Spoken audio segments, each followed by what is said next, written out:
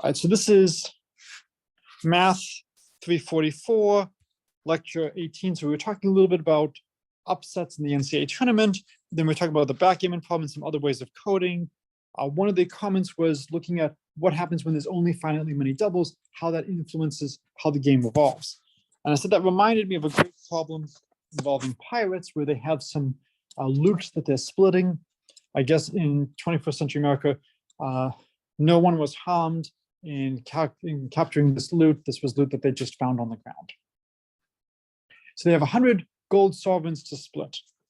And they're going to take turns proposing a distribution, 1, 2, 3, 4, 5. They're going to propose in that order. If your proposal is accepted, then it's split that way. If your proposal is rejected, then whoever proposed is killed, and then the next person up proposes. And we will say that you need at least 50% of the people to agree to your proposal for it to happen. If you have less than 50%, it does not happen and you die. The other way to do it is you actually need a strict majority. You would need above 50%. And that will make a huge difference when we have an even number of people. So can somebody give me what player one would like to propose?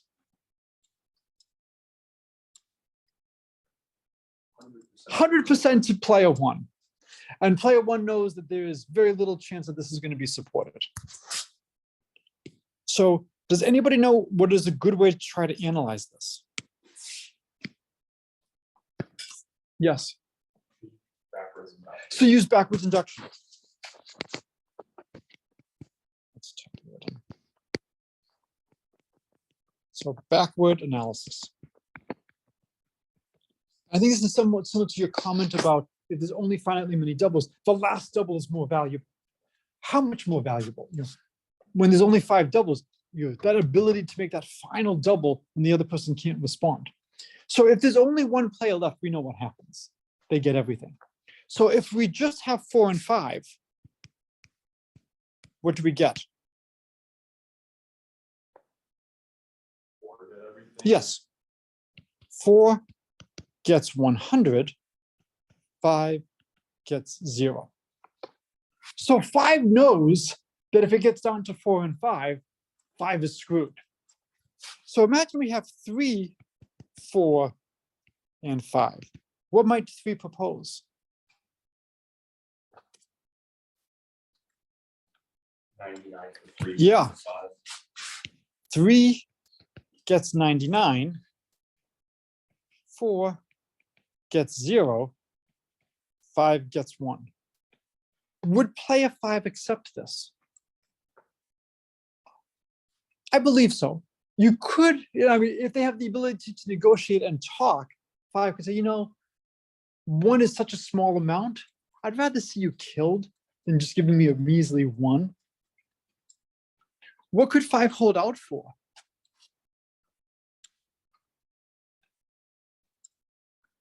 How much could 5 get? If you have 3, 4, 5, how much can 5 get out of 3 if they're allowed to discuss? Depends how much 3 is willing to give up to not die. Right, and so we will assume that 3 places a high value on living. How much could 5 get from 3?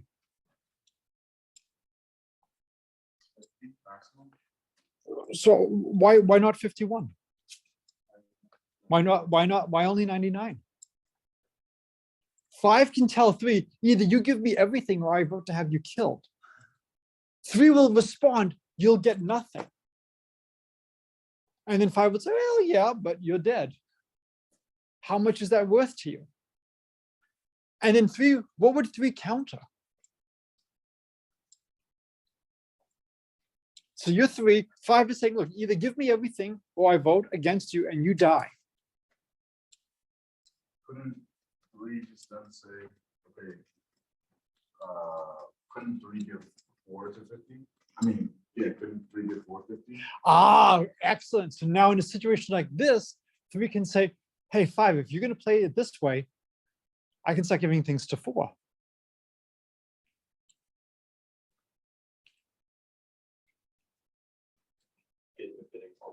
So one thing is you want to get into a bidding war, right? Now 4 is going, well, you're not able to come up to an agreement with 5. So if I hold firm, I'm going to get everything. But 3 can, what would 3 counter to that? So 4 says, look, you know, I'm not going to help you. You and 5 can't agree. We'll just vote your plan down.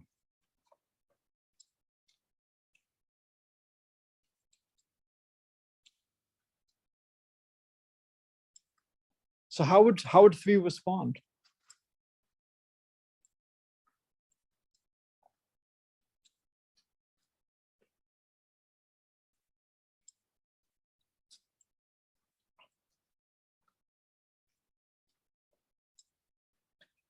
So 3 has to convince 4 or 5 to agree to his plan. 3 tried to work with 5, and 5 was insisted, I want 100% or nothing. 3 doesn't like that. 3 goes to 4, and 4's like, hey, you know, I'm going to just watch the 2 of you fight. I see no reason to come to your aid. We'll vote down your plan, and then I'll get everything. So what would 3 do now?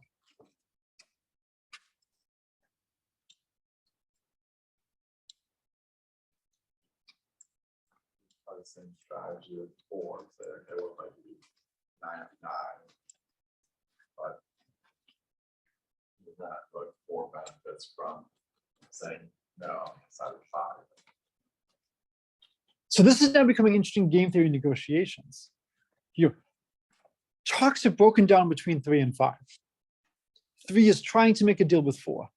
Well, if you instead say, all right, I'll get nothing, and you split it between 4 and 5, now 4 will be like, 5 will be like, sure, fine by me, because they're doing better if they accept your plan now than if they reject it. But 4 wouldn't like that. So you're saying that, what are you saying 3 should propose? If they say 3 gets nothing, and then they split it between 4 and 5. Right, but now 4 and 5 might dispute how they should split it. Right. What I might do if I was 3 is I might tell 4, look, if you don't agree to what I propose, I'll just give everything to 5 and you'll get nothing. So it could be the first person who, you know, gives me something, you know, I'll give 1 gold coin to either 4 or 5. Whichever one of you agrees to this. Or maybe I'll give each one of you a gold coin. A lot of it depends on, you know, how are the discussions done. Is there multiple voting, or do you only propose once, and if it's rejected, you immediately are killed? Can you have a discussion before you propose? And then if you're only playing this game once, can you trust people? You know, what if 4 tells 5, I will support your plan. You give me 1 gold coin, you can keep 99. And now they vote by secret ballot. What happens? I'm sorry, I'm not trying to imply that pirates are the type of people who would stab people in the back, in the front, or anything like that. But I mean, if you were voting by secret ballot, would you trust 4? How many of you have ever played the Prisoner's Dilemma? So if you're playing it multiple times, then there's a tendency to try to be good. Because if you both get into a cycle of stabbing each other, it just spirals out of control. And so what will sometimes happen is people will then be good for a little bit while if they're stabbed. Okay, every time you stab me, I'm going to stab you. But if you don't stab me, I'll stop stabbing you, to try to get back into good behavior. If you're doing multiple divisions like this, that's why it's very important that the pirates are killed. So over here, 3 gets 99, 4 gets 0, 5 gets 1. If we make this proposal, your 5 realizes that if 5 doesn't accept this, 5 gets nothing. So I think you could argue that if you have just the people 3, 4, and 5, that this is what would happen. Let's keep going backwards. What if you have 2? Oops, so I lost my color. What if you have 2, 3, 4, and 5? You could just split it 50-50 between, oh, not even 50-50. You could just split it between 2 and 4. Yeah, so how much should 4 be offered? If 4 is aware of what will happen next. Yep. Get 4 1. So 2 gets 99, 3 gets 0, 4 gets 1, 5 gets 0. And then if we had 1, 2, 3, 4, 5, like it's a combination, what would you propose here?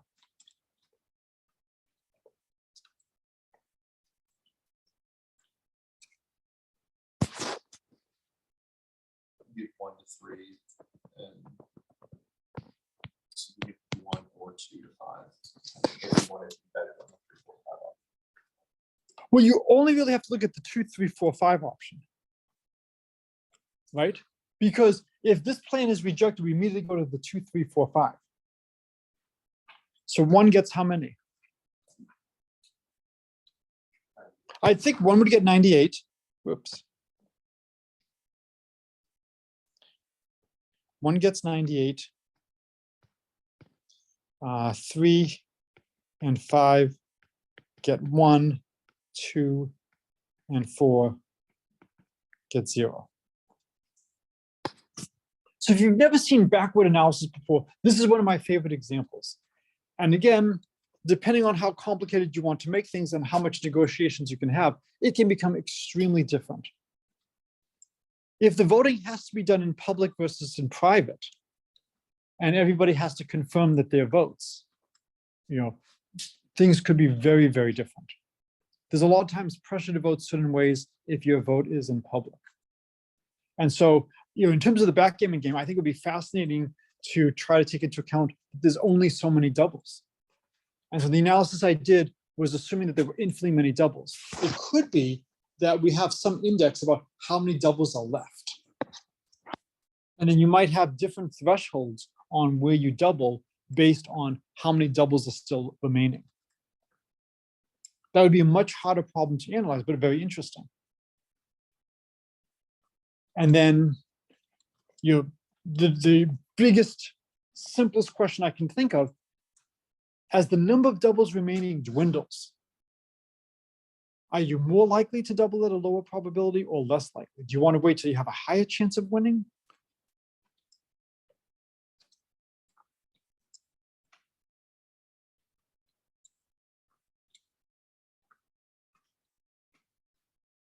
The last one, you wait as long as possible until that threshold.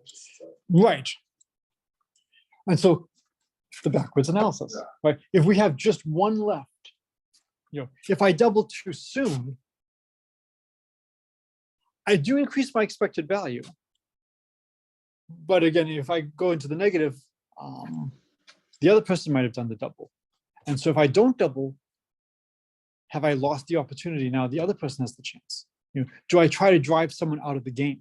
This is the bluffing in poker, is you make the pot so expensive to stay in that people will just fold and walk away.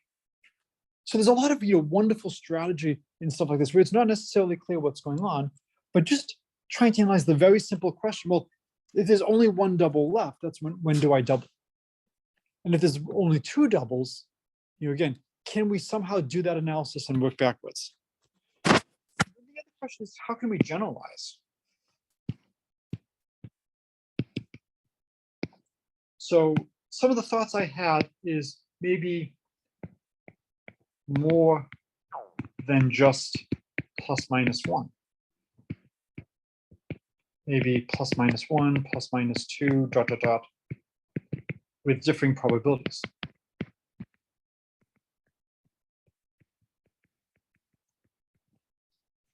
And that would be more involved and maybe more accurate, that you could have a very low probability event of a high swing in your chance of winning. Any Red Sox fans here? One of the most iconic moments, I think it was the 2013 series against the Detroit Tigers. The Sox, I think, were already down a game. They were being shut down in the 8th inning. They were down, I think, 5-1. Bases loaded. David Ortiz was up and hits a grand slam. And what I love, this is being recorded. It was a wonderful effort made by the outfielder to try to catch the ball. And he dove into the Red Sox bullpen. And you see him actually upside down with his feet extended in the air, with the police officer jumping up and down for joy. That one swing of the bat, I think, tied the game. I don't think it gave the Sox a 1-1 lead. I think it tied the game. But huge shift in probability. Stuff like that can happen. A quick pick six in football. And so you're trying to do something like this to open up more possibilities. We could also change the number of players.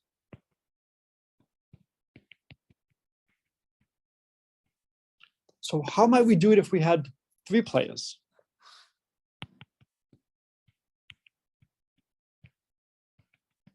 What might you do?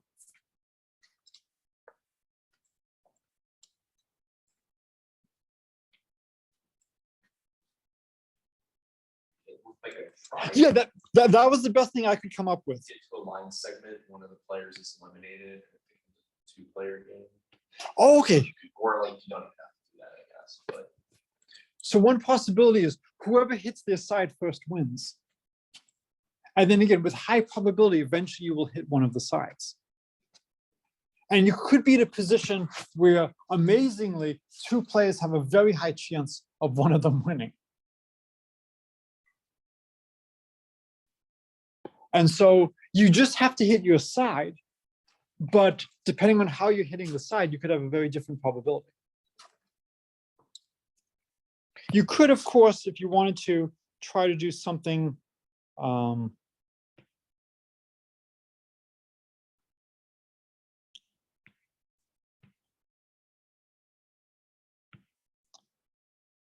maybe like this, where I have now a bunch of neutral sides. And so that as I get close to one of my sides, somebody else is not close to winning as well.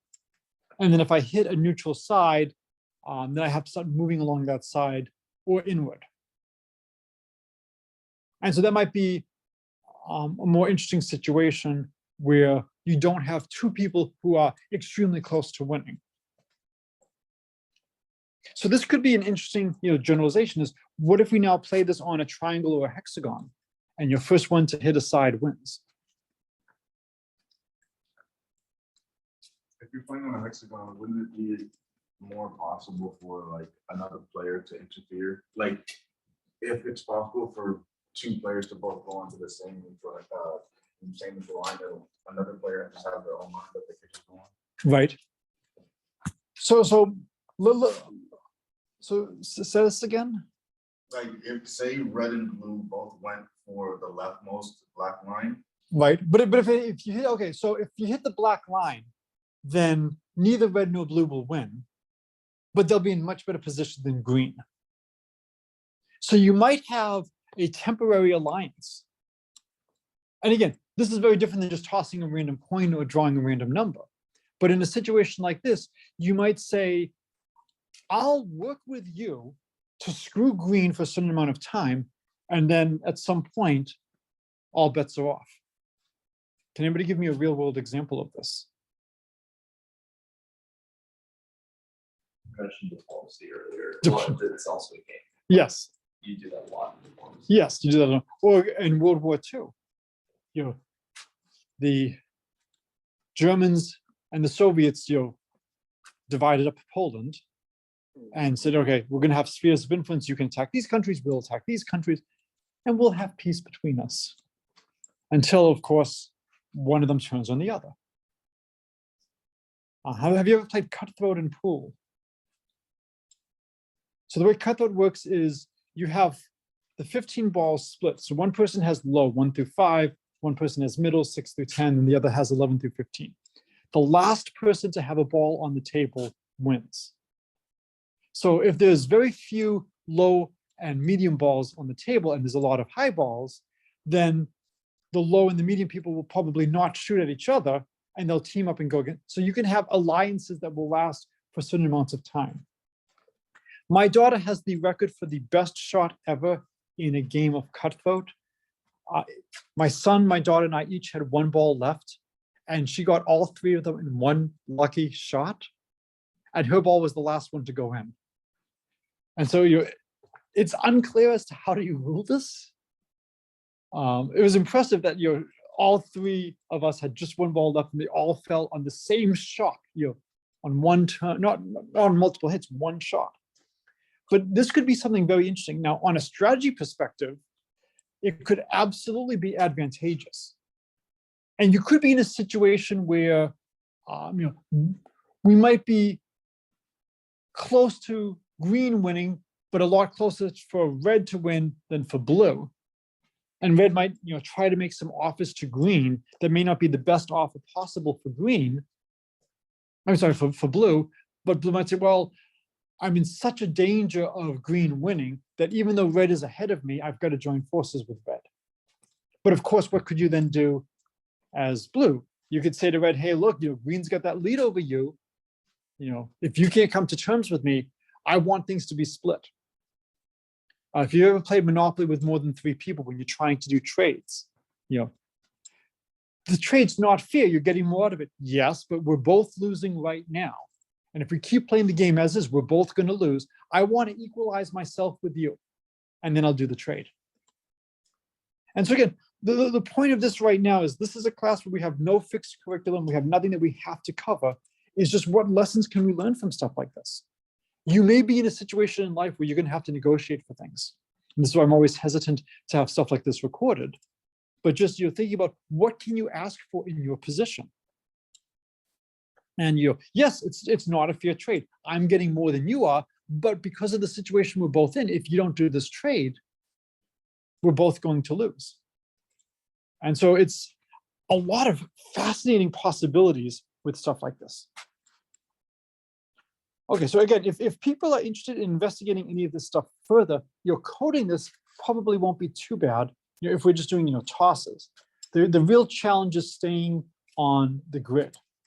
So rather than doing 3 players, what might be easier? 4, right? Because if I do 4 players,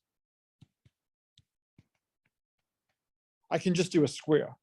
And with a square, that's going to be much easier to code in terms of just how I move. I can either move up, down, left, or right. And so I would much rather do 4 players than 3 players. I think this is a good place to stop. Good luck with all your brackets. Have a good spring break.